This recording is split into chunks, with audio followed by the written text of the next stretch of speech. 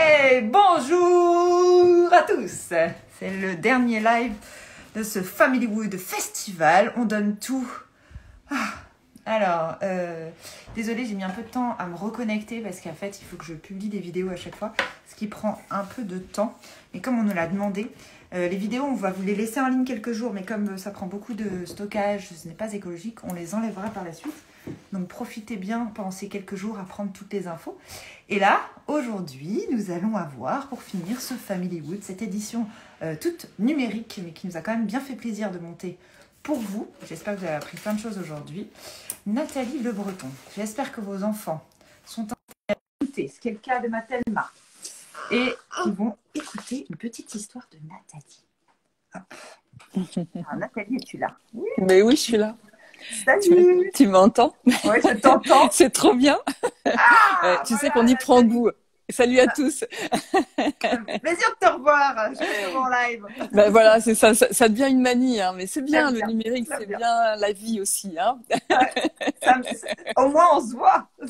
Et exactement, au moins, on se voit. Absolument, c'est super, hein, ce que tu fais, ce que vous faites avec Thomas, ce que vous faites tous ensemble. C'est une question qu'il faut absolument pas perdre de vue et ça se prend dès le plus jeune âge. Donc effectivement, quand on devient parent, c'est le moment, c'est l'instant. Alors attends, vas-y. Attends, je mets ma deuxième oreillette. Ouais, t'es là, tu m'entends? Non, écoute, moi je t'entends parfaitement. Comme d'habitude, avec toi, on a envie de t'écouter pendant des heures. Donc tu nous as fait du bien en quelques secondes. Et oh, toi, on a dit qu'on te montrait pas. Et oui, moi aussi, je trouve que c'est important d'en parler. Ouais. Et dès le plus jeune âge, à travers les livres, l'autre, elle est coquine, elle essaie de s'incruster. Elle est bien, Thelma. Elle montre un petit œil, hop, voilà. C'est la tétine, alors attends, tout le monde va se moquer de toi. Trop mignonne, mais non, elle en a besoin, T'es occupée depuis quelques heures, là, donc même si elle est dans les parages, elle a un peu besoin de sa maman. On termine la petite demi-heure et après je m'occupe de toi. Bon, et puis tu sais quoi, les livres, ça va être pour toi aussi, Thelma, je pense. C'est pour ça, elle est de retour parmi nous pour écouter l'histoire. Alors oui, on disait pour les enfants, pour transmettre, pour leur apprendre effectivement notre monde d'aujourd'hui, parce que eux, ils vont devoir gérer nos problématiques qu'on commence à peine à percevoir ou du moins à regarder en face. Toi, tu as des livres à nous conseiller et tu as même une petite histoire à nous lire. Oui, écoute, tu sais, j'ai hésité parce qu'il y a beaucoup de livres sur le sujet. Tu as beaucoup de livres pratiques. On y reviendra peut-être à la fin pour donner quelques références. Mais là, le pratique était en live, donc voilà. Je me suis dit que je pouvais amener autre chose. Et je trouve toujours assez important. Pas forcément, effectivement, je suis assez d'accord avec ce qui a été dit, c'est-à-dire ne pas culpabiliser, en même temps être cash, être poète, mais pas trop, mais surtout resituer l'enfant dans cette globalité qui s'appelle la planète et pour lui faire sentir, pour lui redonner de l'histoire, son inscription dans l'histoire, dans cette mémoire, dans la mémoire de la planète et comment finalement c'est sa planète et comment il va pouvoir l'investir. Alors le livre, tu veux qu'on y aille? Ça y est, vous êtes prêts? Thelma est prêt? Est-ce que tous les enfants qui nous regardent sont prêts? Est-ce que les mamans et les papas ont prévenu que c'était le moment, Nathalie, le moment de l'histoire? Alors, je vais vous raconter. Ce livre s'appelle Avant moi. C'est une dame qui s'appelle Emmanuelle Housset qui a écrit ce livre et qui l'a sorti dans les éditions Ricochet. J'aime bien cette maison d'édition parce que c'est une maison d'édition qui vulgarise intelligemment et de façon extrêmement précise toutes les notions scientifiques. Donc, si tu veux, on considère pas les enfants comme des personnes pas à même de réfléchir ou de s'inscrire dans une histoire. Alors, Avant moi, ça y est, t'as tes oreilles ouvertes. Est-ce que tout le monde a ses oreilles ouvertes? On y va. C'est parti. C'est parti. Allez. Et la vue aussi. Alors, j'essaye. Est-ce que tu vois bien dans les pages, là? Ouais. Voilà. Thelma, tu nous écoutes. Une explosion de couleurs. Exactement. Un minuscule point dense, très chaud, tout petit. Oh là là, tout rikiki. Grossit. Il grossit. Il grossit. Bing bang! C'est une gigantesque expansion de l'univers. Et notre monde se met en route. C'était il y a 13,7 milliards d'années. Un truc de fou, quoi.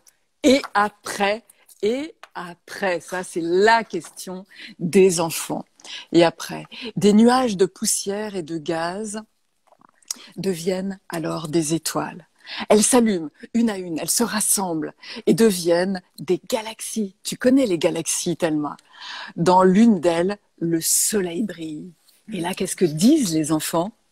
Et après, la planète Terre se forme. Tu la vois, cette belle planète, elle tourne déjà autour du Soleil.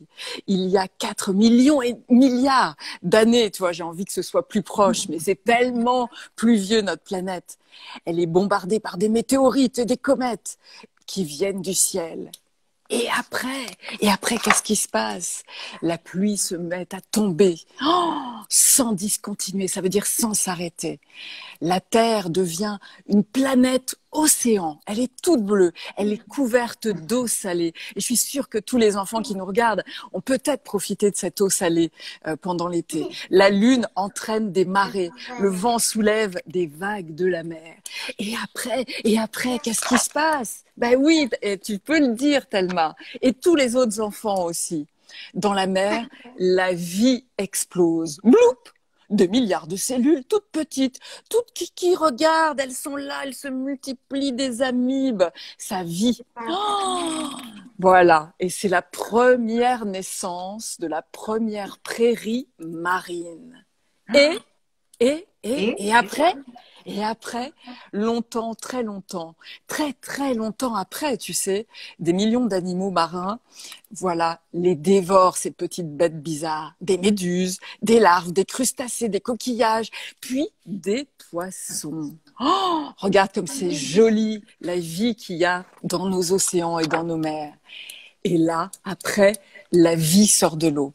Des algues deviennent des plantes terrestres. On en a parlé aujourd'hui. Elles grandissent, ces plantes. Elles grandissent. Et après, des scorpions. Tu te rends compte, c'était il y a très longtemps. Et aujourd'hui, les scorpions, on en a toujours. Des scorpions, des salamandres, des insectes se déplacent sur la Terre. Tu les vois ici. Regarde, on les reconnaît, tu vois. Des scolopendres, des choses qui ressemblent à des moustiques géants, etc. Des dinosaures. Ah, c'est la période des dinosaures, tu les connais, hein? Tous les enfants adorent les dinosaures parce que ça leur parle de la planète, de cette chose bizarre avec ces êtres qui ont été tellement plus grands, plus forts que nous et qui ont disparu. Petite morale sans doute dans cette histoire. Des dinosaures incroyables qui dominent et disparaissent presque tous. Et après, tu vas me dire, eh bien, il y a eu d'autres animaux, ceux que tu connais, des mammifères, des oiseaux, des lézards qui repeuplent la planète. Tu les vois, tu les reconnais là. Ouais. Le rhinocéros, tu reconnais tout ce qui va donner lieu, les girafes. Et après, eh bien, il y a 7 millions d'années. 7 millions d'années. Des singes, regarde ces illustrations. Des singes deviennent de plus en plus malins pour survivre. Ah, tu vois, les singes ont été très malins pour survivre, c'est-à-dire devenir de plus en plus nombreux et faire en sorte que la Terre soit un habitat formidable. Et après, une cellule, regarde, une cellule toute petite, oh là là, toute rikiki comme celle du début. Eh bien, elle se loge dans un tapis tout doux, et puis une, et puis deux, et puis quatre, elle se multiplie, ces cellules. Et après, tu la vois en gros, cette cellule qui va se diviser. Tu veux voir l'autre page? Et après, eh bien, regarde. Attends, celle-là, regarde, c'est quoi? C'est le bébé. Et après, un petit être se forme, bercé dans une poche remplie d'eau. Il grandit, un peu comme toi, un peu comme vous, les enfants. Il grandit, et voilà. Paf! Une explosion, c'est un bébé qui naît. Big bang! Blue point! On entend tous les bruits qu'on a entendus depuis la formation de la Terre. C'est une explosion, mais une explosion de joie aussi. Les étoiles scintillent dans le ciel, les galaxies dansent, et puis aussi les cœurs s'illuminent. Oh là là! Voici la belle histoire de l'univers. Tu sais, une suite infinie de naissances en harmonie avec la nature. Et maintenant, eh ben, ton histoire à toi, votre histoire à vous, les enfants, l'histoire de ce petit garçon, ton histoire, Thelma, eh bien, ton histoire, elle continue et c'est à toi de l'inventer en ayant toutes les idées pour préserver notre belle planète, tout ce dont on a parlé pendant ce festival, tous les parents qui se mobilisent. Et je suis sûre qu'il y a des enfants qui nous regardent qui se disent oh, mais moi j'ai cette idée, je voudrais faire ça. Mais oui, c'est le moment. Il faut que tu fasses ça parce que cette planète, avant toi, elle existait et grâce à toi, peut-être, elle va continuer d'exister si tu t'engages pour la préserver et essayer de faire en sorte que tout le monde vive mieux sur notre belle planète, pleine d'explosions, de naissances, de joie et d'étoiles. Voilà, ainsi se termine Avant moi. C'est un livre d'Emmanuel Housset qui est sorti aux éditions du Ricochet. Voilà, j'aime cette histoire. J'espère que vous l'avez aimée parce que elle nous resitue dans l'enjeu d'aujourd'hui. L'enjeu d'aujourd'hui, il est là, c'est-à-dire faire en sorte que, je ne sais pas si vous vous souvenez, quand on est sorti du confinement, on entendait les oiseaux. On a vu, nous, moi, je vais dans ma région à Lyon, il y a un parc avec plein d'oiseaux et on a revu les oiseaux le parc de la Tête d'Or. Et oui, alors le parc de la Tête d'Or, et puis aussi un petit peu plus loin, on a une grande réserve ornithologique et on a vu les oiseaux comme on les avait plus vus depuis très très longtemps. Voilà, ça c'est une histoire et je pense qu'il faut la communiquer en famille avec les enfants. Bah, d'abord pour se redonner de l'espoir, se dire qu'on n'est pas grand-chose, mais qu'on a tout à faire quand même, à mettre notre petite pierre dans l'édifice. Ça vous a plu? Ça t'a plu, Carole? Ça t'a plu, Thelma? Oui. Oui. Et vous aussi? Apparemment, même des gens, ils disaient j'ai 30 ans et j'adore l'histoire de Nathalie. Donc, tu vois, ça mais oui, voilà. Et en fait, on va trouver ça. On va trouver ça dans la littérature jeunesse. C'est-à-dire que c'est vrai qu'il y a du pratique. J'ai l'impression qu'il y a de plus en plus de livres. Je me dis quand même, c'est un domaine qui est plus couvert. Oui, il y a de plus en plus de livres. Alors, tu vois, moi, j'ai retrouvé, bon, tu vois, les guides du petit écolo, tu vois, ça, c'est Actes Sud qui propose ça. Je sais pas si tu le vois bien, avec plein de trucs. Il y a aussi 40 activités zéro déchet. Donc là, je vais vous les envoyer parce que là, c'est spécial dédicace à tous les parents qui se sont engagés derrière vous et Family Wood. Voilà, il y a des choses rigolotes comme alors beaucoup plus une histoire, tu vois, mais c'est pas mal quand même. Ça s'appelle Ça me gratte la terre et en fait c'est sorti au Seuil et c'est l'histoire d'une planète. Elle veut participer à un concours de beauté, bien sûr, et en fait ça la gratte partout parce que tu vois elle a plein de humains dans sa tête et ça agrandit, ça la gratte et tout ça. Et alors tout le monde veut s'en mêler. Zéphyr veut balayer les humains, la pluie veut noyer les humains. Bien elle se dit mais la terre sans les humains, mais ce serait plus la Terre. Moi aussi, je vais disparaître sans les humains. Et finalement, elle décide d'engager les humains pour qu'ils arrêtent de lui gratter la Terre comme ça et qu'elle redevienne belle. Donc, c'est le même genre d'engagement. Après, il y a des choses qui sont... il y a des jolis livres avec des pop-up. Tu me dis si j'explose le timing. Non, vas-y.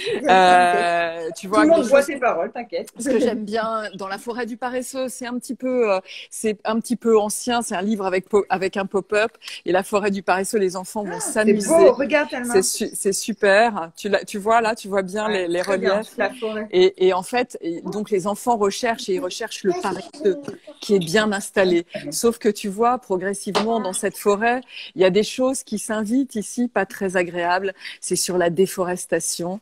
Et en fait, l'air de rien, progressivement, la forêt va disparaître et le paresseux, bien sûr, n'aura plus rien d'autre pour vivre. Mais en fait, il faut pas se désespérer. Et c'est justement grâce à vous, les enfants, parce qu'il y a une petite graine qui naît, qu'il y a quelqu'un qui se dit mais c'est pas comme ça, c'est pas la terre que je veux.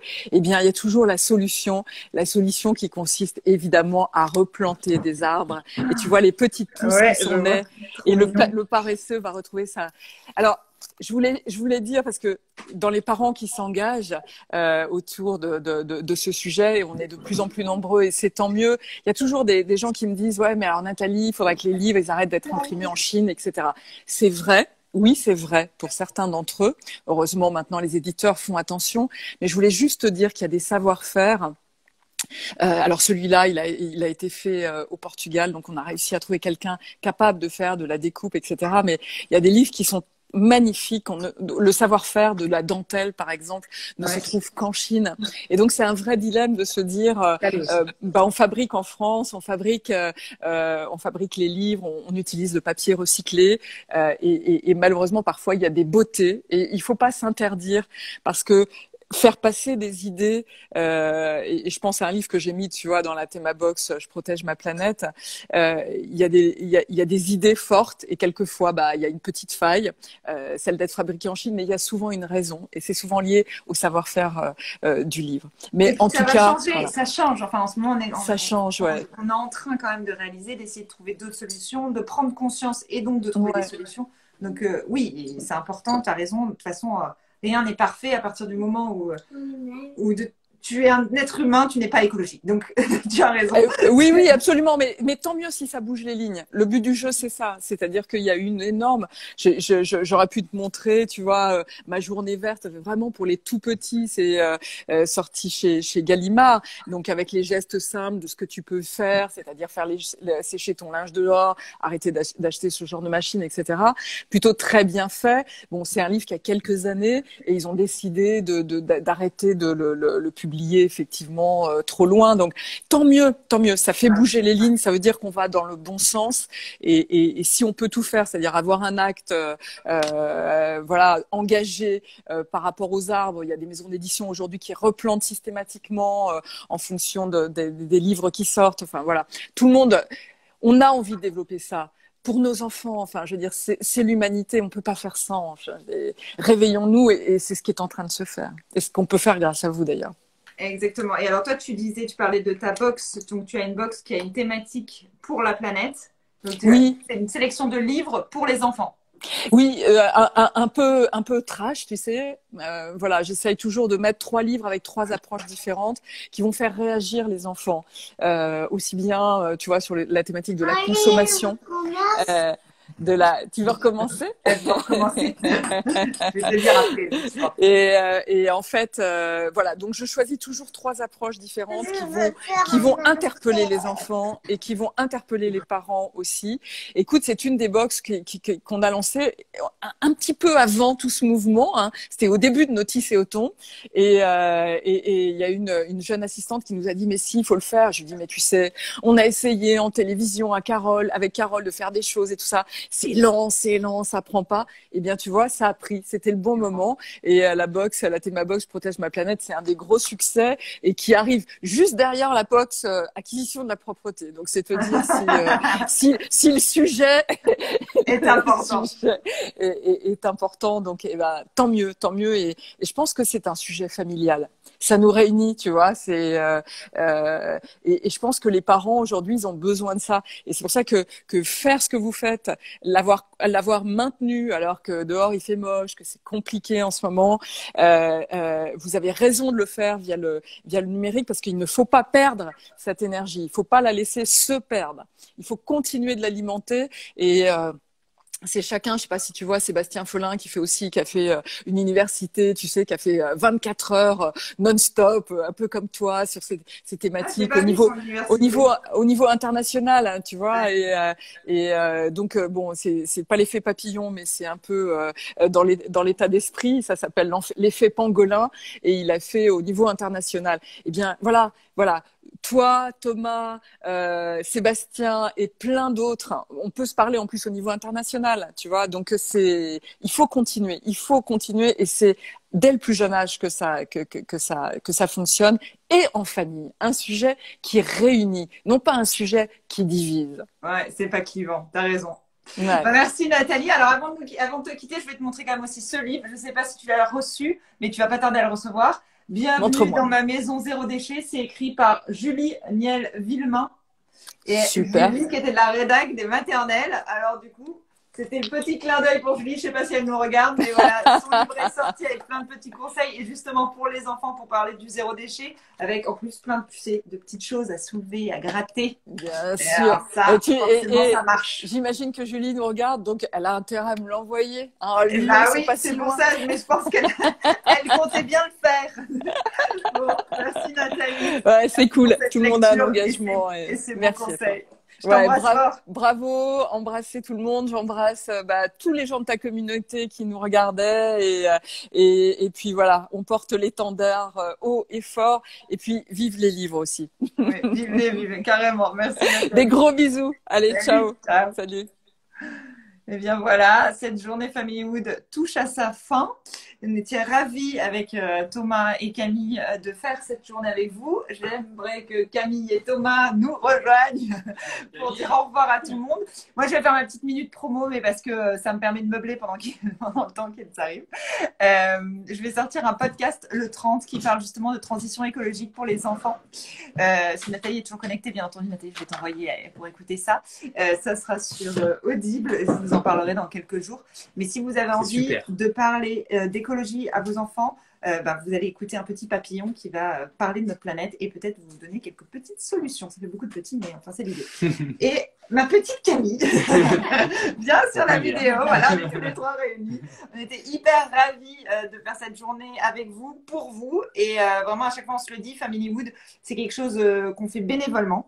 Et si vous avez envie de vous emparer de cette thématique-là, le monter dans votre ville, dès que l'on pourra se rassembler à nouveau, vraiment, n'hésitez pas à nous contacter parce qu'on veut créer des Familyhood partout en France. Pas forcément nous, mais en tout cas vous, parce qu'il faut faire bouger les choses. Donc, il faut faire tous ensemble. Merci d'avoir été avec nous. Aujourd'hui, on a passé une super journée. C'était intense, c'était dense, on a appris plein de choses. Et puis, tous ceux qui n'ont pas pu être là toute la journée, vous avez les replays sur la page de Carole pour revoir tout ça. Merci en tout cas d'avoir été présent. Un petit mot? Merci. Et merci pour votre soutien, d'avoir été si nombreux. Franchement, c'est cool. C'était une super journée et on en attendait... pas moi en tout cas, mais on espère vous voir l'année prochaine. Ouais, l'année prochaine. Et merci à ceux qui ont fait Familyhood 1, qui ont dû regarder. On pense bien à eux aussi. Salut! Ciao! Salut!